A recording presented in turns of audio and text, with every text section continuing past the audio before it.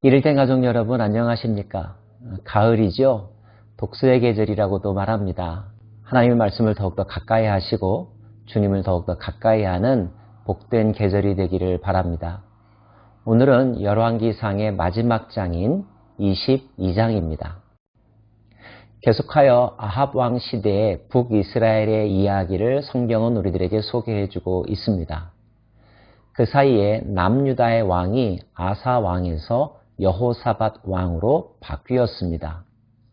여호사밧은 35세의 나이에 왕의 자리에 올랐습니다. 여호사밧의 됨됨이에 대해서 성경은 긍정적으로 평가해 주고 있는데요. 무엇보다도 그가 하나님의 말씀을 지키려고 노력했다는 것을 가장 큰 이유로 듭니다. 그는 그 땅에서 남색하는 자를 내어 쫓았습니다. 여호와 앞에서 정직하게 행하려고 노력했습니다. 여호사밧은 그 땅의 평화를 위해서 노력했는데요. 그 노력의 일환 가운데 하나가 북이스라엘과 교류하면서 평화를 유지하려고 했던 것이었습니다. 오늘 말씀에 의하면 남유다의 왕 여호사밧이 북이스라엘의 왕 아합 왕을 방문한 이야기가 나옵니다. 방문의 자리에서 북이스라엘 왕 아합은 이런 제안을 합니다.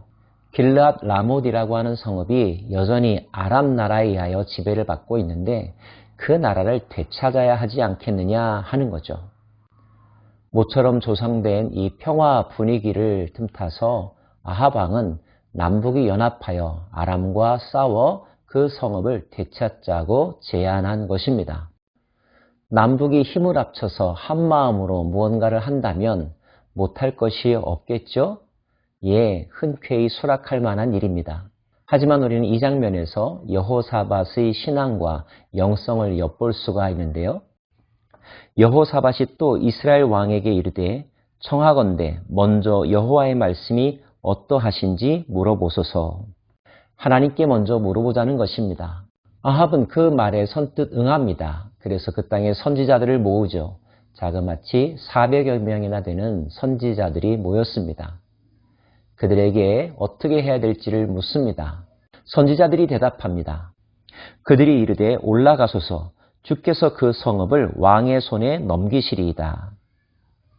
선지자들의 이 말에 아합 왕의 기분은 어떠했을까?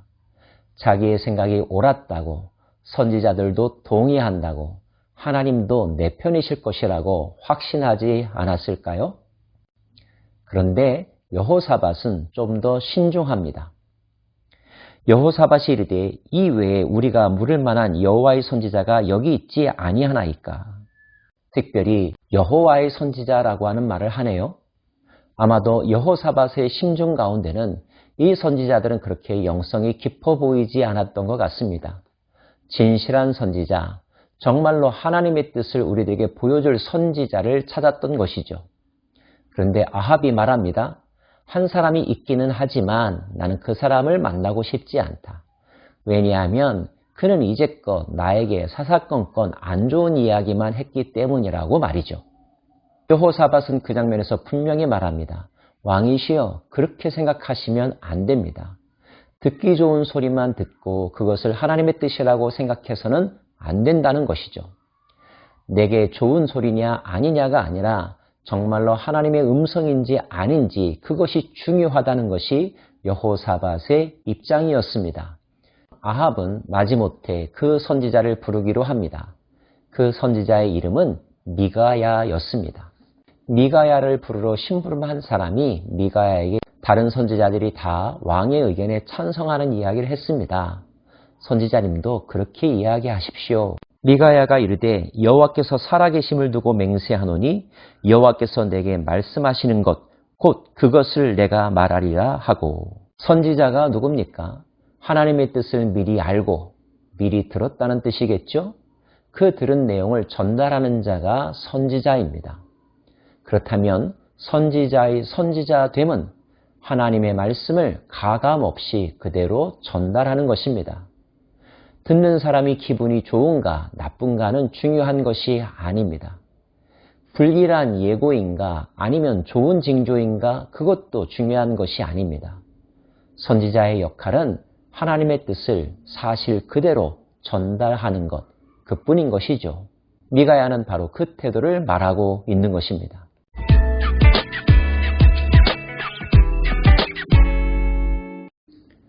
결국 미가야가 아합 왕 앞에 섰습니다. 여호사밧 왕도 그 옆에 있었겠죠? 처음에 미가야는 이렇게 말합니다. 올라가십시오. 승리할 것입니다. 그런데 이번에는 아합 왕이 반론을 제기합니다.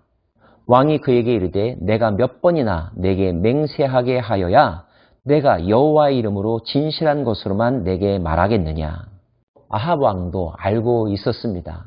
그 말이 진심에서 우러난 것이 아니라는 것을, 단지 자기의 기분을 좋게 하기 위해서 한 말이라는 것을 말이죠.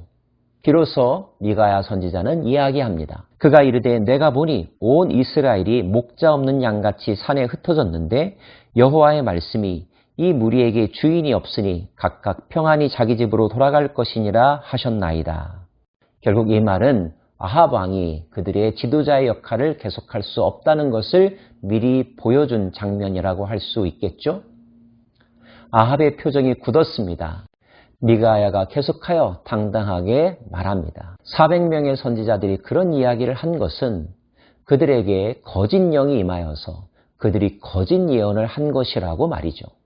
그 중에 한 사람이었던 시드기야가 분노했습니다. 그나아나의 아들 시드기야가 가까이 와서 미가야의 뺨을 치며 이르되 여호와의 영이 나를 떠나 어디로 가서 내게 말씀하시더냐. 자기 자신들을 거짓 예언자라고 말해버렸으니 기분이 나쁠 만도 했겠지요. 미가야가 말합니다. 내가 골방에 들어가 숨는 그날에 보게 될 것이다. 미가야는 비록 400명 앞에 섰지만 그 중에 한 사람으로부터 뺨을 맞았지만 아합도 자신의 예언을 듣고 기분이 불쾌해하고 있지만 굴하지 않고 당당하게 말하고 있습니다. 장차 알게 될 것이라고 말이죠. 아합 왕은 신하들을 시켜서 미가야를 옥에 가두라고 명령합니다. 그리고 전쟁터에 출전하지요. 하지만 아합의 마음 가운데 걸리는 부분은 있었습니다. 바로 미가야의 예언이요. 이것이 바로 진실의 힘이기도 합니다. 이스라엘 왕이 여호사밧에게 이르되 나는 변장하고 전쟁터로 들어가려 하노니 당신은 왕복을 입으소서 하고 이스라엘의 왕이 변장하고 전쟁터로 들어가니라. 신분을 숙이고 전쟁터에 참여한 것입니다. 하지만 결과적으로는 어떻게 되었을까요? 한 사람이 무심코 활을 당겨 이스라엘 왕의 갑옷 솔기를 마친지라. 왕이 그 병거 모는 자에게 이르되 내가 부상하였으니 내 손을 돌려 내가 전쟁터에서 나가게 하라 하였으나 이날의 전쟁이 맹렬하였으므로 왕이 병거 가운데서 붙들려 서서 아람 사람을 막다가 저녁에 이르러 죽었는데 상처에 피가 흘러 병거 바닥에 고였더라. 왕이 죽음에 그의 시체를 메어 사마리아에 이르러 왕을 사마리아에 장사하니라.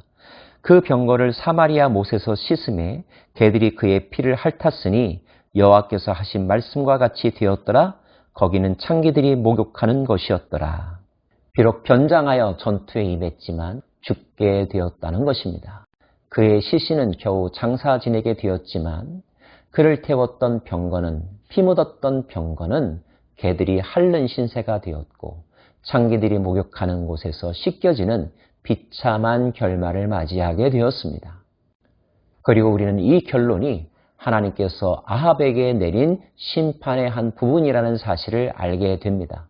그의 집안에 대한 징계는 잠시 유예되었지만 그는 결국 이렇게 그의 생애를 마감하게 되었습니다. 우리는 오늘 장면을 통하여 무엇을 묵상할 수 있을까요?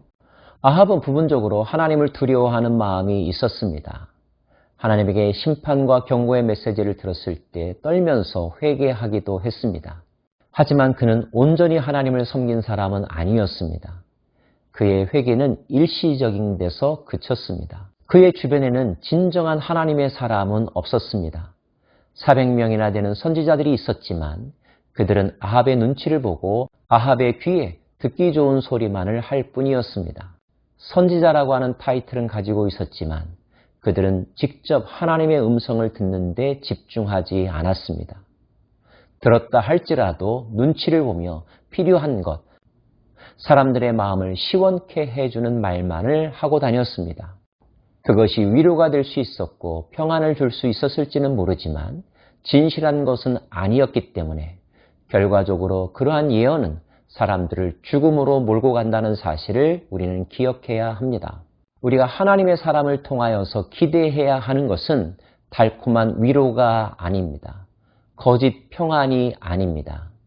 진실한 하나님의 말씀입니다. 그 말씀이 때로는 내 폐부를 찌르고 나로 하여금 수치심을 갖게 한다 할지라도 그 말씀이 진실이기 때문에 나를 살리는 생명의 약이기 때문에 우리는 받아 먹어야만 하고 회피하지 말아야만 합니다.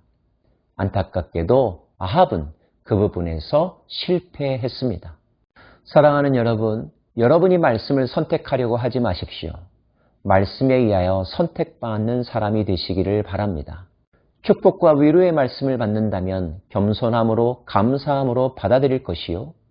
경고와 책망의 말씀을 받는다면 자기를 돌아보고 반성하며 회개의 기회로 삼아야 할 것입니다. 여호와의 구원은 사람의 많고 적음에 달려있지 않다고 일찍이 요나단이 선포한 적이 있습니다. 선지자들의 숫자가 얼마나 많으냐가 중요한 것이 아닙니다. 우리 교회 교인들의 숫자가 몇백 명이냐가 중요한 것이 아닙니다. 하나님의 말씀을 겸손하게 진실하게 듣고 그대로 지키려고 하는 한 사람, 그 한 사람에게 우리의 미래가 달려있고 성공과 실패가 달려있다는 사실을 마음속에 새길 수 있기를 원합니다. 기도하겠습니다. 하나님, 우리는 진실 앞에 늘 서기를 원하고 진리의 말씀 앞에 겸손하기를 원합니다.